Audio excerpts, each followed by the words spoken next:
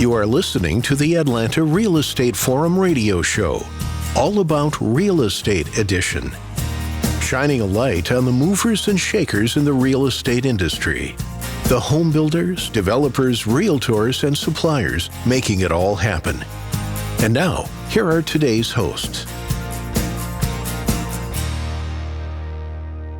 Good morning and welcome back to the All About Real Estate edition. I'm your host, Carol Morgan, and I'm joined in studio by my co-host and friend, Todd Schnick. First, I want to kick things off by saying Happy New Year. Holy cow, it is 2022. I just cannot believe it. It was like the 1900s when we started this thing, right? It must feel that way to you. You keep, making references. I just feel like it was yesterday, Todd, not the 1900s. Well, we are having fun, so time is flying. Wow. Well, Happy New Year. Happy New Year. Well, I'm excited to be joined in studio by Jeremy Crawford. He's the president of FMLS, and he always has amazing trends and stats to share. And so we're just going to kick it off. I'm going to say welcome, Jeremy. Give us a little bit of background about yourself, and we'll just dive in from there. Yeah, you bet. Thank you so much, Carol. Happy to be leading at the helm here of FMLS. We're Atlanta's premier multiple listing service. We now have over 56,000 brokers and agents using our service. Yeah, we've grown over 15% in the last year, and we're now the fourth largest MLS in the nation. But we have brokers from every single state in the United States, and we have brokers now from Mexico and Canada and even some other countries that are licensed in the state when they're looking at all those vacation properties out there. Similar to the one you just released, the new Georgia record of $27.5 million. I saw that come across the wire this morning. Great job on that news announcement, Carol. Yeah, it's crazy that a house sold for that much in Georgia, isn't it? Just a beautiful home, though. Absolutely gorgeous home. Yeah, for sure. I'd love to live there. Me too. Maybe they might not even notice if we move in. The place is huge. Yeah, I'll hide away in that 3,000 bottle wine cellar that you highlighted. Exactly. Yeah. Probably a wing you guys could just stow away and live in without any notice. They'd never know we were there. Tell us what's going on with real estate. Where do you think we are as we kind of kick off this new year? What's your assessment? What's the state of the industry? Yeah, and Happy New Year to all the great listeners. Appreciate them being back once again. And hopefully we have some new ones on this time to kick off the new year. Todd, I always like to talk about the stats and talk about the data and what we really saw last year, kind of paved the way for 2022. I know we've done a couple of shows where many of the economic predictions that we were hearing about for 2021 was going to be a little bit of a slowdown compared to 2020. We came out of 2020 super hot and thought, well, we're going to plateau, we're going to slow down. And we hit Q4 of 2021 and it hasn't slowed down, surprisingly, for everyone from that perspective. And so I've got some great stats to talk about. Bloomberg released a great article right at the beginning of December that Atlanta is posting faster price increases than any other major metro city in the United States. And that's just inflation as a whole. The unemployment rate down to 2.4%, which is as good as pretty much any metro area out there. And then you take a look at housing economy and it continues to just, blow the rooftop off, if you will, no pun intended, of what's going on at rent. And I know you just did some renewals yourself. Rent is up 24% year over date in the Atlanta marketplace. And then you take a look at what's going on in the community here. We're now the number one market for investors buying homes. So 32% of the homes purchased in Q3 of 2021 was by investors, not by consumers.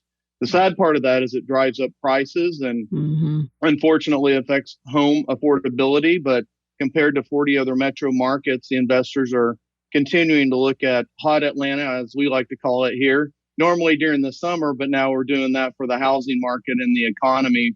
And, as we were closing out 2021, the number one problem we have is no inventory. Right. We've had constraints on new for sale. We've had constraints on the amount of rentals that are available.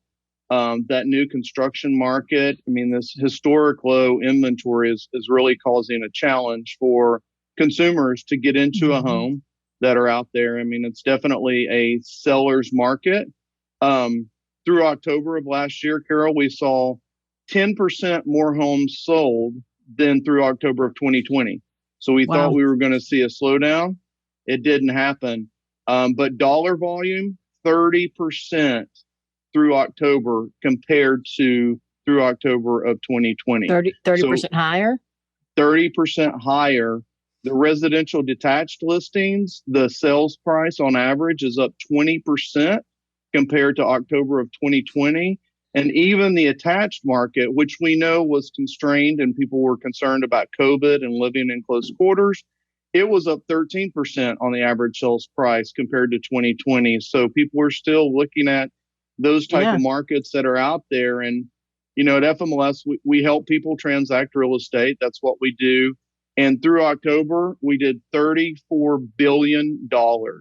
That's $8 billion over through October of 2020. So if you look at that 30% increase, I mean, $8 billion more in the same 9-month period is insane. Well, I mean, that's just blowing our minds. Oh, you know, and some people listening are going to say, bubble, bubble, bubble. It's a real estate bubble. But, you know, it's supply and demand, right?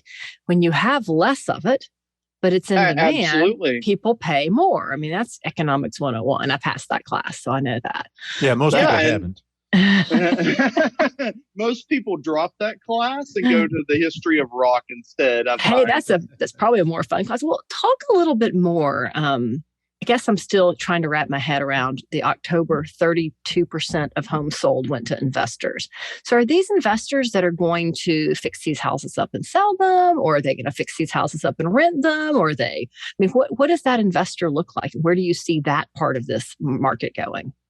Well, a lot of that was fueled by what we call the iBuyer. I wondered about that too. Yeah, so the iBuyer that's out there, and we have a huge iBuying marketplace in Atlanta where a lot of people who want to sell their home quickly will take slightly less money for it and get out the door. Say they're relocating out of the city for a job, they don't want to list it, so they take an instant offer. A lot of times those instant offers are sold to investors as portfolios, or the instant offer company themselves buys it, renovates it, and flips it, you know, roughly 30 days. And I live in Alpharetta, as you know, 2 doors down. There is an instant offer for sale right now. Same situation. They had to get out of town to relocate for a new job. And so they sold it at a lesser value, slightly lesser value. But if you're looking at the news out there, Carol, I'm sure you saw that Zillow made some big splashes that they are selling off much of their iBuying portfolio.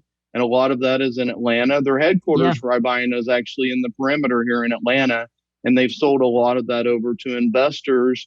But there's a new wave that people really don't talk about too much, which is new construction being built for the purpose of renting. You have college campuses with, sometimes you might be now uncomfortable with dorms, but the growth in our colleges like Kennesaw State is massive for the attendance that they have. The problem that they have is housing all the students there. So you have investors willing to buy up full tracts of new constructions and portfolios and then lease those out to college students. And with rents up 24% year over year, you can see where the investment opportunity is there. And that's something that's going on. Another trend out there as we talk about home affordability is there are some companies buying properties that consumers can't afford, leasing them to consumers for 2 years and allowing that lease to build up their down payment and fix their credit. So the lease moves into a purchase. So the leasing company, is providing a way for home affordability. And there's quite a few companies that are growing in the marketplace and doing that. And it helps you repair credit. It helps you get your down payment. And it helps you go from a lease to ownership, and they provide a set of services for that. And we have brokers in our local marketplace that are doing that. You know, the challenge, like you said, inventory is, I looked at the stats pre-COVID, our median days on market was 25. And Wow. we had about 3 months of supply of inventory, which is a healthy but still seller's market. Our inventory now is right at a month. Yeah. And our median days on market is 8.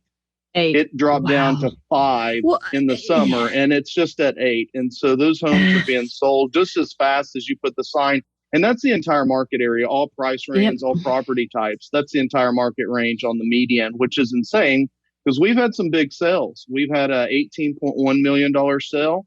We've had 2 $15.5 million sales. There have been some very big sales that really those haven't been on the market like we've seen in the past. Yeah. It's just so crazy and so hot and absolutely the opposite of what we all predicted when COVID broke out, right? So, Absolutely. Clearly our industry is blessed. Do you have any stats? I keep hearing over and over and over again about people who are like, well, I bid on this house, but the person who got it bid $85,000 over offer price. What is the average, percentage over offer that's being offered out there right now? Do you know? It's dropping, actually. We're seeing less multiple offers on the same home. Okay. So your average sale versus list price for all of FMLS is about 102%. Now, if you look at a much smaller buy box and you get rid of those very high-end homes that are out there, you're looking at 5 to 7% average sales price over the list price. Okay. But we're seeing that as we go into Q4 of 2021, heading into what we're now at in the New Year's, we've seen it soften. It hasn't stopped. It hasn't dropped. It's just softened a little bit. But there is some sense.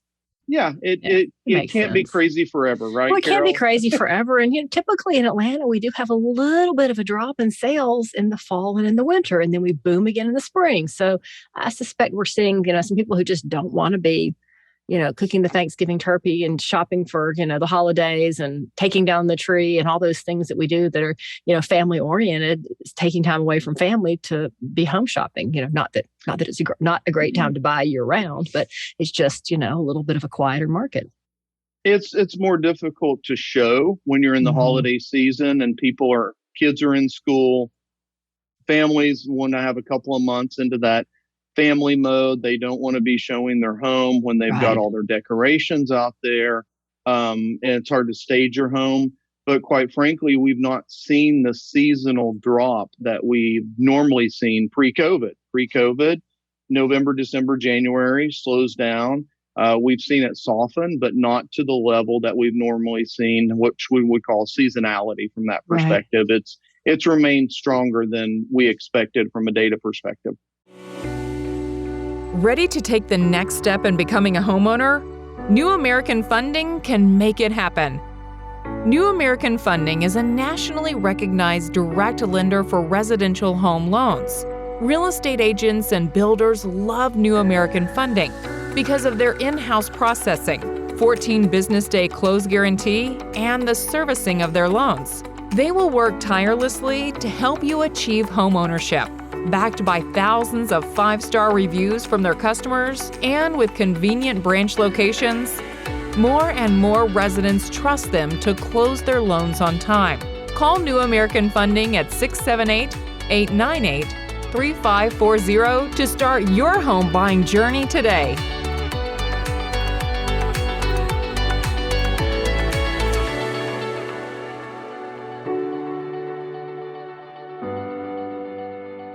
You mentioned or touched on one small slice of the new home construction market. Let's widen the lens a bit. Tell us more what you're thinking there in terms of new home construction, period. Any stats you can share?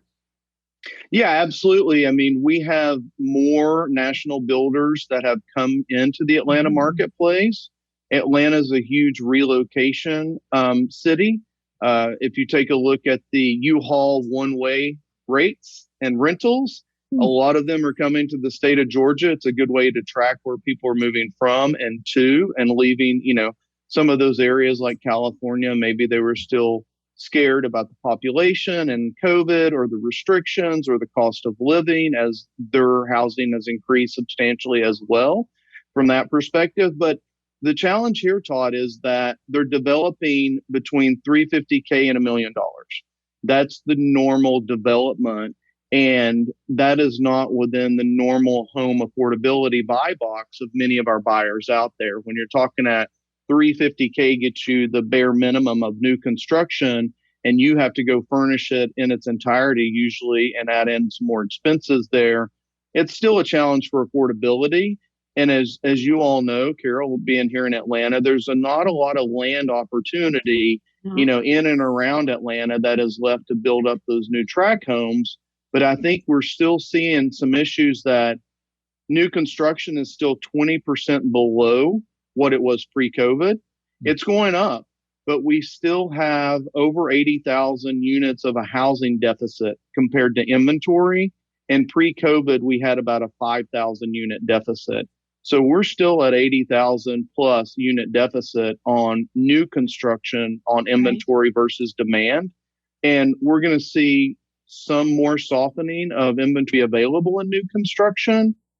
But as you all know, too, the cost of labor is up and the cost of materials continues to be up, and inflation is problematic.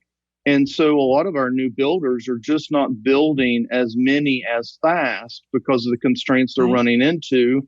And the permits that we have today to get, it's a little slower than it used to be, and they're more expensive to get as well. And so, the new home you buy today will be the cheapest new home you ever buy because that new home is going to be more expensive. But we're seeing resale be a more affordable opportunity versus new home construction, because that average sales price for new home construction for an identical model is a little bit more because of the cost of materials and permits and the process. Yeah. Well, I think that a lot of the challenges that, the new home building market had pre-COVID are still there. You look at the government regulations, and you look at the time to develop lots, and you look at the limited amount of land, and you look at the cost to develop lots, and it just goes on and on and on and on. And, COVID certainly didn't do anything to speed any of those problems up. Right. It just kind of magnified those problems. So we have all this incredible demand now, and we still have the problems we had 2 years ago. So that'll be interesting to see. But, looking forward to the rest of this year, what are your predictions for 2022?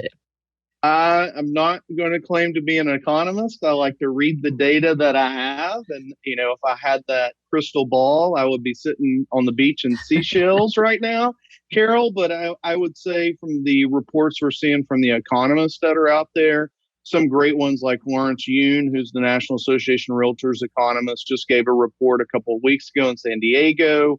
They're really talking about, a little bit of a plateau, but not a crash. We've been in a bear market, and I think the inventory is going to be continuously constrained, and that's a supply and demand problem. We don't have the inventory we need. We have a lot of people relocating to Atlanta. Interest rates continue to be all-time lows, and so we might see a little bit of the softening compared to 2021, but it's still going to be hot Atlanta from a housing market perspective, and I think it's going to take some time for all of these factors to settle out. And, a lot of people are moving because they're working from home. So now you need a home office, and you still have some kids schooling from home part-time. So you need a bigger house for their space. You need high-speed internet. You've got multiple people like us sitting here doing Zoom right now. And so people still have different housing needs than they had pre-COVID. And many of those companies are staying remote or hybrid. And so they're looking for their various places. And, I drive inside the perimeter a few days a week to our office, and the traffic is not what the traffic was pre-COVID, still here in Atlanta, which means that people are working from home continuously when a lot of people have opened their doors back up. So I think 2022 is going to be healthy for the housing economy, and it's going to be healthy for our brokers and agents. The downside is it's going to continuously be constrained on housing affordability and making that American dream possible for consumers in home ownership from that perspective. Looking ahead to the balance of 2022, anything else really concerning you? I mean, as we record this, the big debate is inflation still transitory? So we'll have to see how that all shakes out.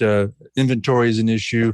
Affordability, as you just mentioned, is an issue. Anything other Any other big concerns? I mean, I think the trend is still largely pretty good, but anything really concerning you that we ought to be paying attention to? Well, I think the unknown, and I think a lot of the unknown is going to surround taxation, be it federal, be it state, be it local, like sales tax to support the government and the schooling needs that are out there, and that being personal or being corporate. If you have your investors buying 30% of your market up, those investors are going to hit with corporate taxation. If you have some of the higher end salary earning families out there, dual income families, they may see an increase on taxation on top of that, combined with what we would think that are going to happen with interest rates going up a little bit. But Todd, it's an unknown. It's an unknown what our total taxation is going to be. There's a lot of great movements out there to, build better infrastructure. But there's a lot of money that we owe out there for, income tax credits that have hit that people are taking advantage of today that might get those back in April when they file their taxes. So the unknown scares me and concerns me from an economic perspective. The good news, I think Atlanta's in a great metro position compared to a lot of other metro areas.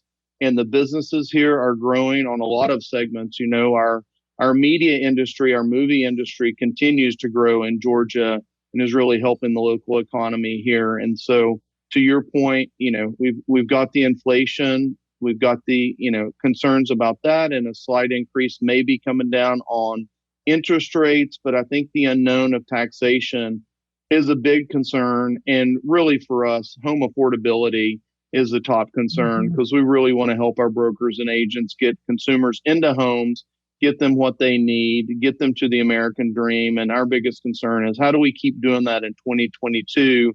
Provide tools, software, and services. We provide down payment resource products that the agents and brokers can help the consumers find assistance with down payment, be it the lease to own, be it governmental programs that are out there. And so that's a big concern for us at FMLS, is home affordability.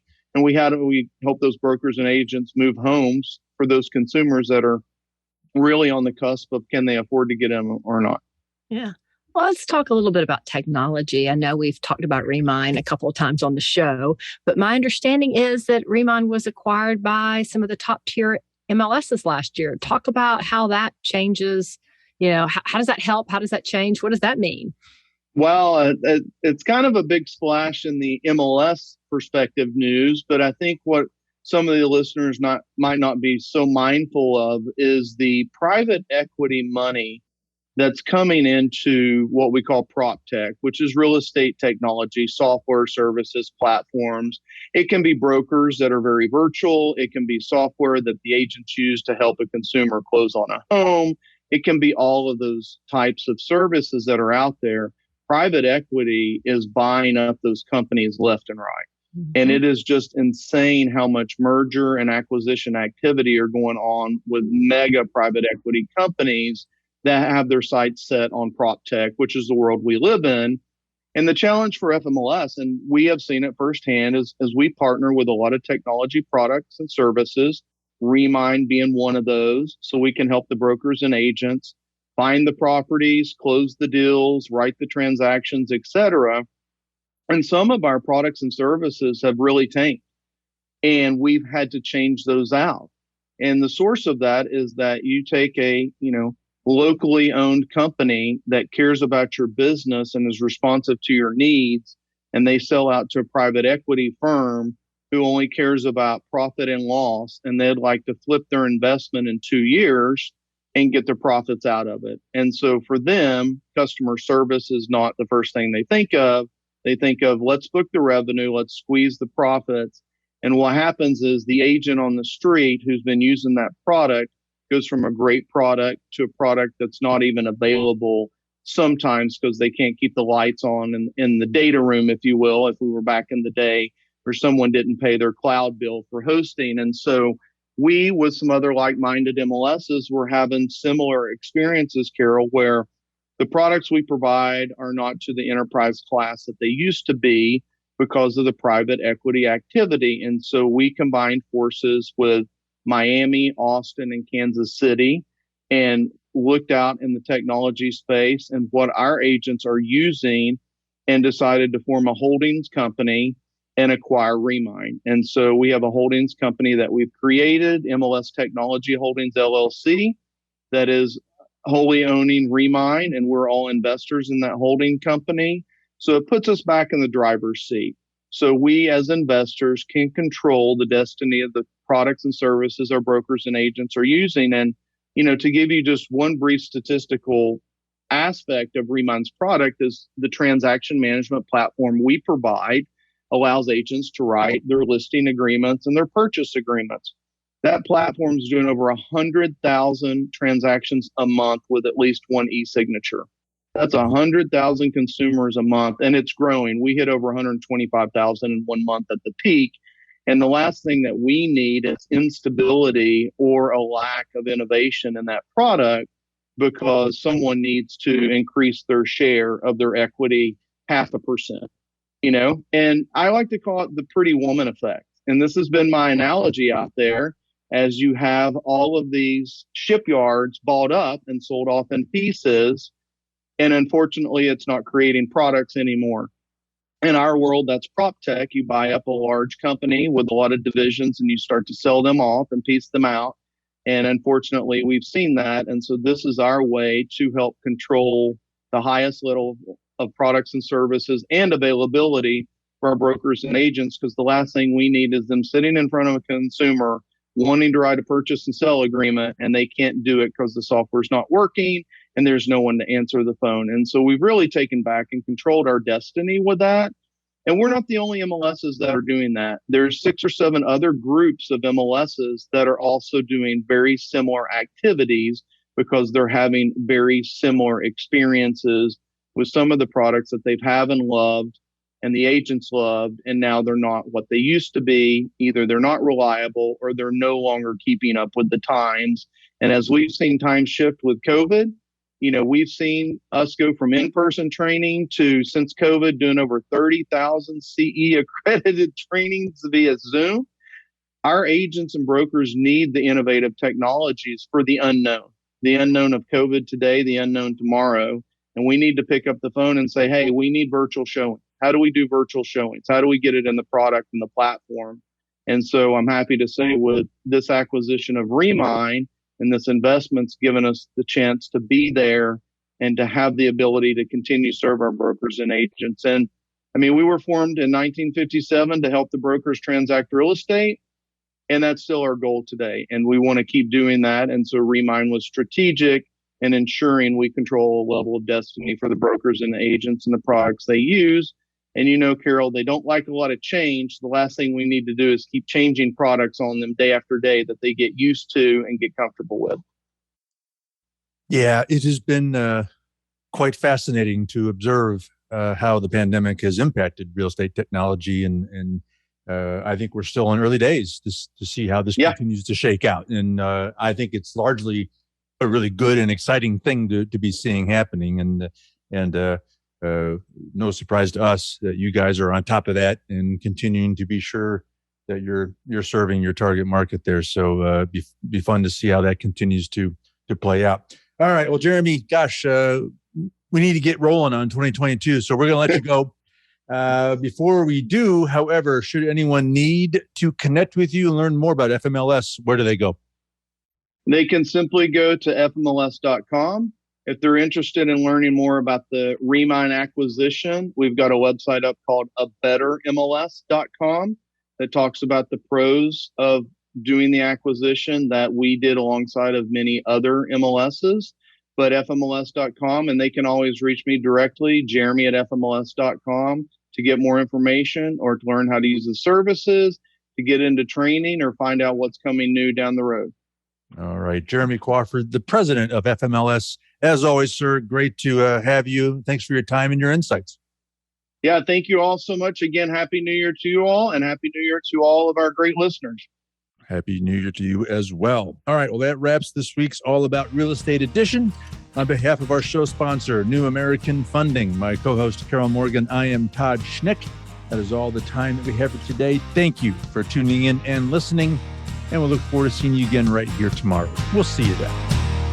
Atlanta Real Estate Forum Radio is made possible by Denim Marketing, the publisher of Atlanta Real Estate Forum, Atlanta's favorite source for real estate and home building news. Denim Marketing is a comfortable fit, like your favorite pair of jeans. Denim Marketing tailors marketing strategies to meet your specific needs and niche. Try them on for size. They will work to create a perfect fit for your company's marketing program. Call them at 770-383-3360 or send an email to info@denimmarketing.com. For more information on Atlanta Real Estate Forum Radio or to inquire about being a guest, contact info@atlantarealestateforum.com. Check out the radio show by visiting atlantarealestateforum.com or by listening to the show on your favorite podcast app. And if you enjoyed today's broadcast, we'd sure appreciate a rating and review on iTunes. Thank you again for listening, and we'll see you next time on Atlanta Real Estate Forum Radio.